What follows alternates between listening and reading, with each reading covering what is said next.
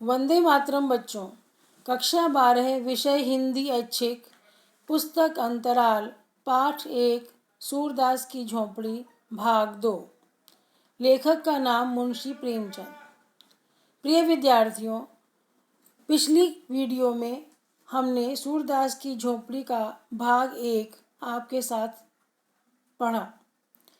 कुछ दृश्यों के माध्यम से हमने कहानी को जानने का प्रयास किया। आपके समक्ष कुछ चित्र प्रस्तुत किए गए जिसके माध्यम से कहानी की पृष्ठभूमि आपको समझ आ गई होगी, जिसके मुख्य पात्र सूरदास, भैरों, जगधर और सुभागी हैं। इन चारों मुख्य पात्रों एवं कुछ कथा दृश्यों को आपके समक्ष प्रस्तुत करके कहानी की पृष्ठभूमि समझाने का प्रयास किया गया था।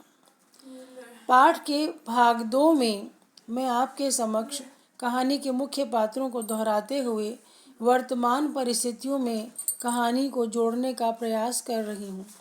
साथ ही लेखक किन उद्देश्यों से कहानी हमारे सामने लेकर आया है, उन उद्देश्यों पर भी प्रकाश डालना चाहूँगी।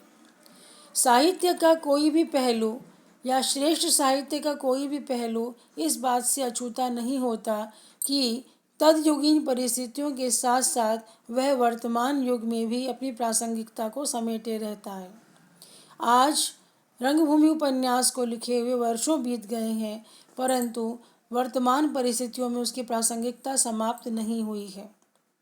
भले ही वो युग बीत गया, परंतु उन विषयों की प्रासंगिकता आज भी हमारे समाज में विद्यमान है।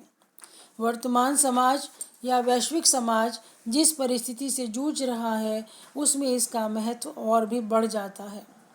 तो प्रिय विद्यार्थियों, कहानी के मुख्य पात्र जैसे सूरदास, भैरों, सुभागी, जगधर, नायक राम, ये सब पात्र किसी न किसी उद्देश्य से कहानी में लिए गए हैं और वर्तमान परिस्थितियों में प्रेरणास्पद प्रतीत होते हैं।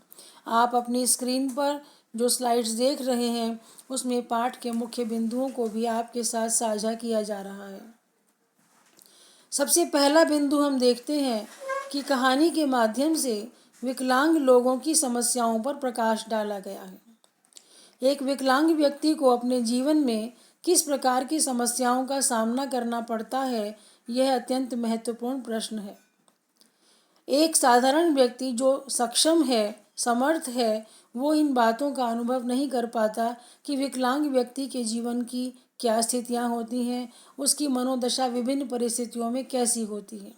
सूरदास के चरित्र द्वारा इस स्थिति को उजागर करने का प्रयास किया गया है। यद्यपि वर्तमान समाज में विकलांगों के लिए अनेकानेक प्रावधान उपस्थित हैं कि वो अपनी आजीविका कमा सकें और आत्मनिर्भरता के साथ जी सकें, परंतु फिर भी समाज में ऐसे लोग भी विद्यमान हैं जो विकलांगता के कारण अत्यंत शोचनीय अवस्था में जी रहे हैं। सूरदास ऐसे ही लोगों का प्रतिनिधित्व करता प्रतीत होता है। विभिन्न परिस्थितियों में उसकी मानसिकता पर लेखक प्रकाश डालता है जब वह बेचैन होकर अपने अंधेपन पर विलाप करता है। झोपड़ी में आग लगने पर वह अपनी पोटली नहीं ढूंढ पाता। वह किसी के सामने ये व्यक्त नहीं कर पाता कि उसकी झोपड़ी में रुपयों की पोटली छिपी है जो उसके संचित किए हुई जमा पूंजी है। वह अपना विलाप बंद नहीं कर पाता और न ही किसी के समक्ष उस व्यथा को व्यक्त कर पाता है। अकेले ही अपने इस रुदन को वो झेलता है और स्वयं ही अपने आप को समझाने का प्रयास करता दिखाई देता है।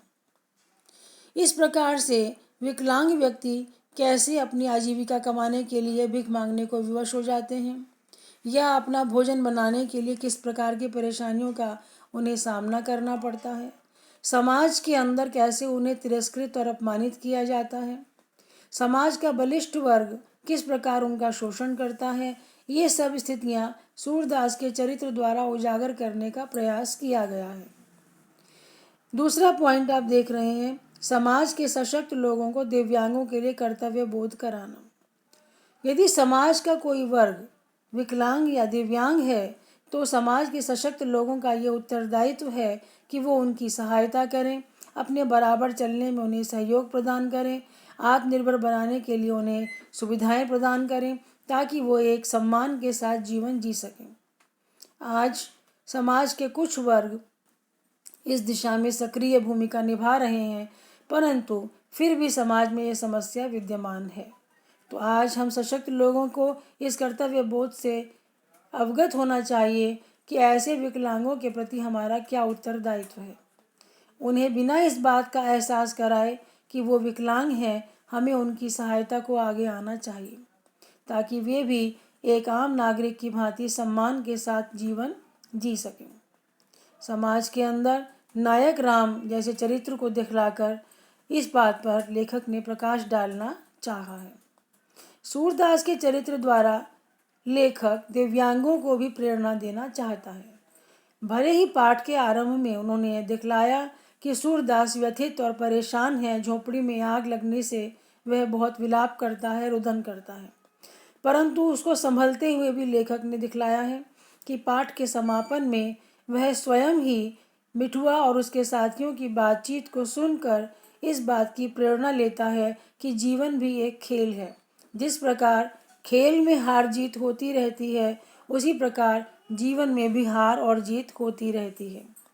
और ऐसा दिखलाकर सूरदास के माध्यम से लेखक ने दिव्यांगों को यह प्रेरणा दी है, ये संदेश दिया है कि कैसी भी परिस्थितियां जीवन में क्यों ना आए, हमें निराश नहीं होना चाहिए। कर्तव्य और कर्म पथ पर अग्रसर होने के लिए सदैव तत्पर रहना चाहिए।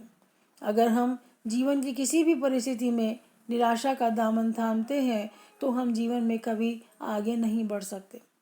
तो सूरदास का चरित्र आत्मविश्वास और आत्मनिर्भरता का संदेश देता हुआ प्रतीत होता है और एक सशक्तता का बोध कराता हुआ प्रतीत होता है, जब वह सूरदास समस्त ग्रामीणों के समक्ष सुभागी की रक्षा के लिए बहरों के सामने आ खड़ा होता है और उसका मुकाबला करता दिखाई देता है।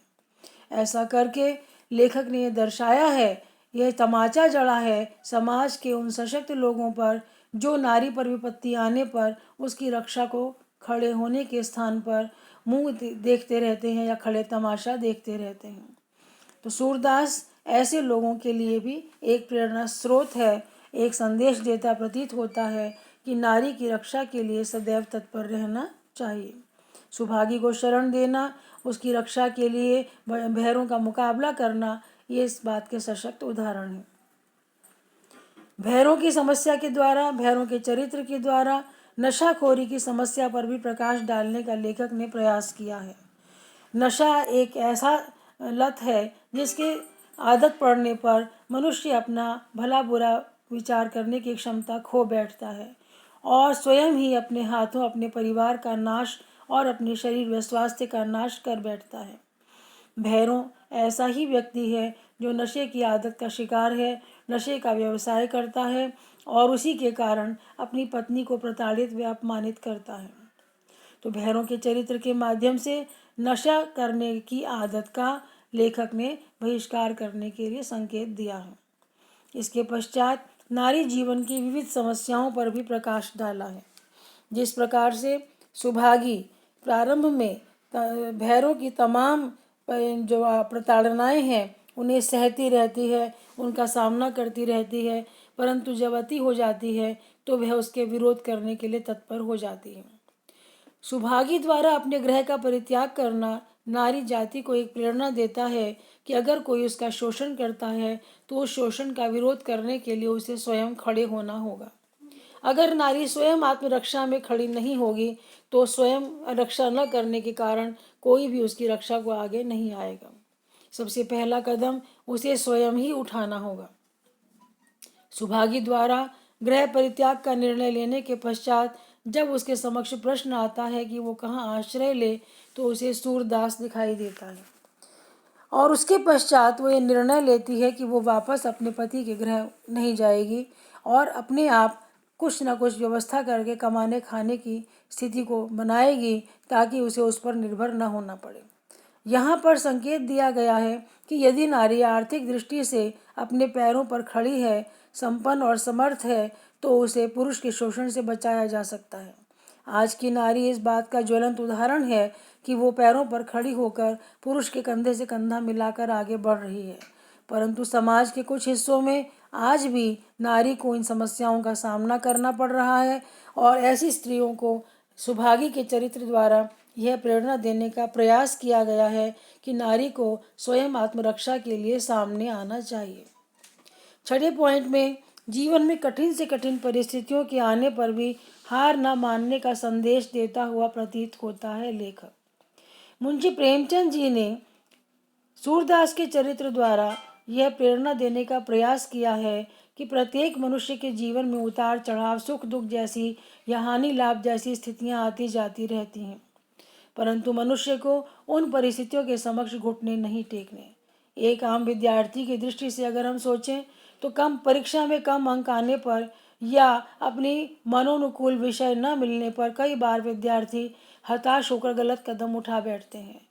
ऐसी स्थितियों से ऊपर उठने के लिए, उन पर विजय पाने के लिए मानो सूरदास का चरित्र हमें प्रेरणा देता है और ये संदेश देता है कि अगर एक विकलांग व्यक्ति ऐसा सोच सकता है तो एक सशक्त व्यक्ति क्यों नहीं।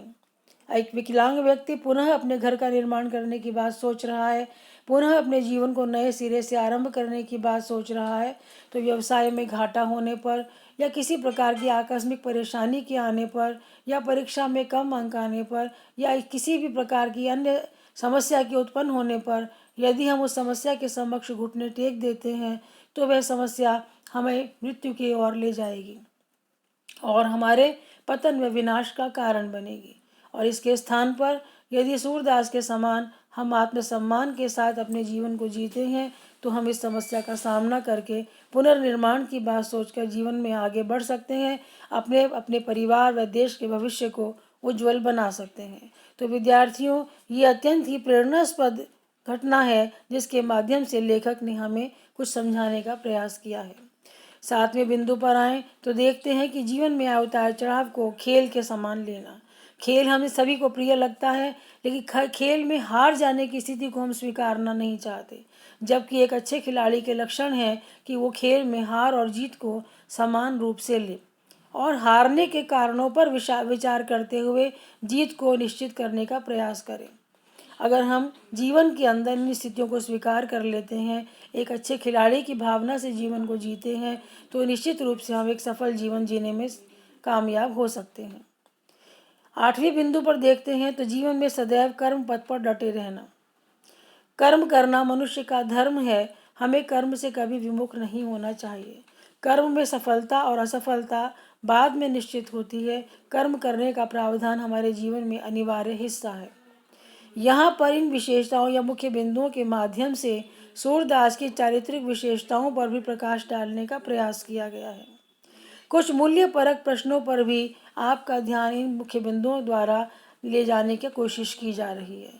जो मुख्य बिंदु और महत्वपूर्ण प्रश्न आपको दिए जा रहे हैं उसके आधार पर आप उन्हें करने का प्रयास करें।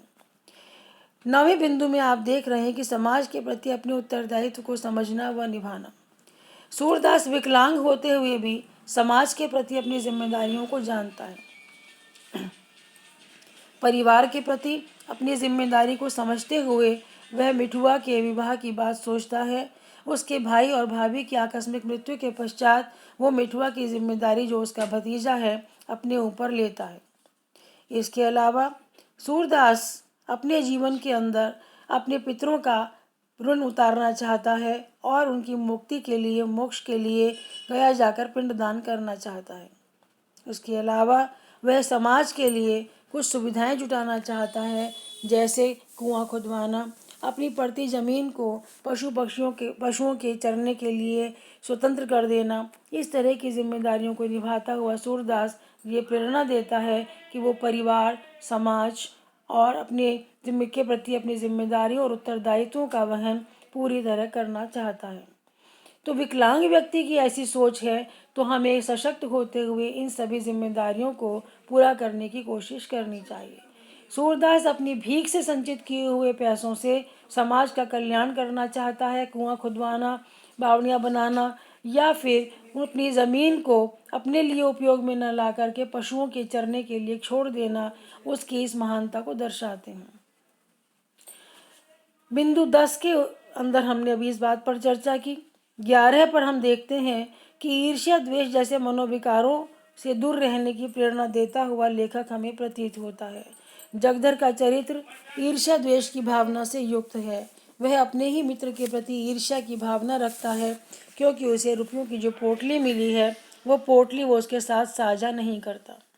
इसी प्रकार भैरव ईर्ष्या और द्वेष से ग्रस्त है सूरदास के संतोष और शांतिपूर्ण जीवन को जीते हुए देखकर।